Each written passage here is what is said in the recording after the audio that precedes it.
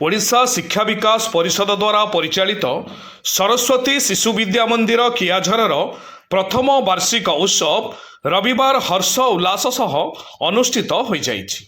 एक बन्याढ्य परिवेश मध्य समाजसेवी गुणधर महांतक अध्यक्षतार अनुष्ठित उक्त उत्सव में ओडिशा माइनिंग वर्कर्स यूनियन सभापति इंजीनियर सब्यसाची बलसामंत मुख्य अतिथि भाव योगदान करी शिशु विद्या मंदिर माध्यम ग्रामांचल शिक्षा विकास उद्यम करिथिबा अनुष्ठानर कर्मकर्ता और गुरुजी गुरुमा मानंकु साधुवाद प्रदान करिबा सह कृति विद्यार्थी मानंकु पुरस्कार प्रदान करिथिले।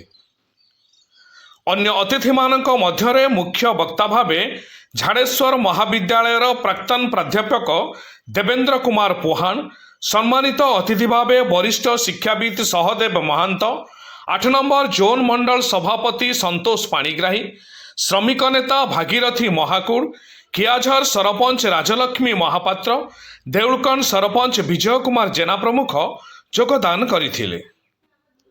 शिक्षानुष्ठान तरफरु प्रधान आचार्य संजय गुरुजी, परिचालना कमिटीर सभापति सौम्यरंजन महांत, संपादक हेमंत कुमार महांत प्रमुख कार्यक्रम परिचालना करिथिबा बेले मधुस्मिता गुरुमा, बबिता गुरुमा, सुमित्रा गुरुमा और अंजु गुरुमा सहयोग प्रदान करथिले।